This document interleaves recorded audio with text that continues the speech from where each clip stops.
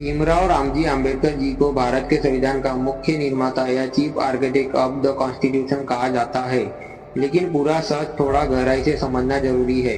कई लोग कहते हैं कि संविधान सिर्फ डॉक्टर भीमराव रामजी आम्बेडकर जी ने नहीं बनाया, और ये बात भी आंशिक रूप से सही है। असल सच्चाई क्या है, इसे आसान भाषा में समझते हैं, लेकिन उसके पहले प्लीज चैनल को सब्सक्राइब और बेल आइकन को जरूर दबा दीजिए ताकि आने वाली वीडियो आप तक पहुंचती रहे, और एक लाइक जरूर कर दीजिएगा। आइए समझते हैं, क्या डॉक्टर भीमराव रामजी आम्बेडकर जी अकेले संविधान के निर्माता थे? सीधा जवाब है नहीं। संविधान अकेले किसी एक व्यक्ति ने नहीं लिखा, लेकिन डॉक्टर भीमराव रामजी आम्बेडकर जी उसकी ड्राफ्टिंग प्रक्रिया के सबसे महत्वपूर्ण व्यक्ति थे। इसलिए उन्हें भारतीय संविधान का मुख्य शिल्पकार, chief architect of the Indian constitution कहा जाता है। संविधान बनाने की शुरुआत कैसे हुई? 1940 में संविधान सभा कॉन्स्टिट्यूशन असेंबली बनी। इस सभा में अलग अलग राज्यों, समाजों और विचारधाराओं के लोग थे। इनका काम था भारत का संविधान बनाना। इस सभा में लगभग 299 सदस्य थे। ड्राफ्टिंग कमेटी क्या थी? 29 अगस्त 1947 को एक ड्राफ्टिंग कमेटी बनाई गई। इस समिति का काम था संविधान का अंतिम मसौदा तैयार करना। इस समिति में 7 सदस्य थे। भीमराव रामजी आम्बेडकर जी चेयरमैन, एन गोपाल स्वामी अयंगार, अल्लादी कृष्ण स्वामी अय्यर, के.एम. मुंशी, मोहम्मद सादुल्ला, बी.एल. मित्तर, डी.पी. खैतान। बाद में कुछ सदस्यों की मृत्यु हो गई या इस्तीफा के कारण बदलाव भी हुए।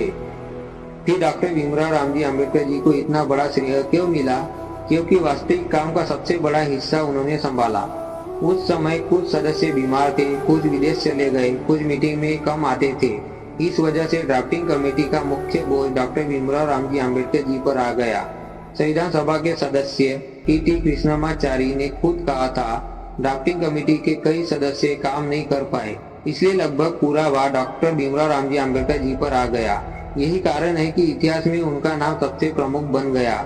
क्या संविधान पूरी तरह नया लिखा गया था? नहीं। भारत के संविधान में कई देशों के संविधान के अच्छे विचार लिए गए थे, जैसे ब्रिटेन से पार्लियामेंट्री सिस्टम, अमेरिका से फंडामेंटल राइट्स, आयरलैंड से डायरेक्टिव प्रिंसिपल, कनाडा से फेडरल सिस्टम, ऑस्ट्रिया से कॉन्करेंट लिस्ट। लेकिन इन सबको भारत की परिस्थितियों के अनुसार ढालना बहुत बड़ा काम था, और इसमें डॉक्टर भीमराव रामजी आम्बेडकर जी की कानूनी समझ बहुत महत्वपूर्ण थी। डॉक्टर भीमराव रामजी आम्बेडकर जी की सबसे बड़ी भूमिका क्या थी? समानता और अधिकार। उन्होंने संविधान में equality, liberty, fundamental rights, social justice पर बहुत जोर दिया। आर्टिकल 32। डॉक्टर भीमराव रामजी आम्बेडकर जी ने आर्टिकल 32 को संविधान की आत्मा और हृदय कहा था। ये नागरिकों को सीधा सुप्रीम कोर्ट जाने का अधिकार देता है। दलितों और कमजोर वर्गों की सुरक्षा। उन्होंने अस्पृश्यता खत्म करने, समान अवसर, आरक्षण, सामाजिक न्याय के लिए मजबूत संवैधानिक सुरक्षा की मांग की। फिर लोग क्यों कहते हैं डॉक्टर भीमराव रामजी आम्बेडकर जी संविधान निर्माता नहीं थे? इसके पीछे कुछ कारण है। संविधान एक सामूहिक प्रयास था, इसलिए कुछ लोग कहते हैं कि केवल एक व्यक्ति को पूरा श्रेय देना सही नहीं है। ये बात आंशिक रूप से सही है। कारण दूसरा है राजनीतिक बहस। आजकल राजनीति में कई लोग डॉक्टर भीमराव रामजी आम्बेडकर जी की भूमिका को कम दिखाने या बहुत बड़ा चढ़ाकर दिखाने की कोशिश करते हैं, लेकिन ऐतिहासिक सच बीच में है। संविधान सामूहिक प्रयास था, लेकिन डॉक्टर भीमराव रामजी आम्बेडकर जी उसकी सबसे केंद्रीय और निर्णायक आवाज थे। संविधान कब लागू हुआ? 26 नवंबर 1949 संविधान अपनाया गया। 26 जनवरी 1950 लागू हुआ, इसलिए 26 नवंबर को कॉन्स्टिट्यूशन डे ऑफ इंडिया मनाया जाता है।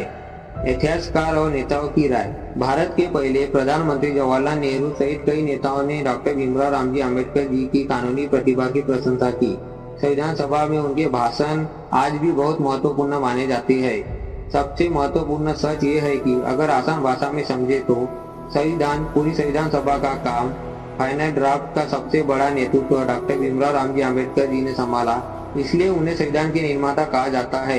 यानी अकेले नहीं बनाया, लेकिन सबसे महत्वपूर्ण भूमिका निभाई। यही ऐतिहासिक और तथ्यात्मक सच है।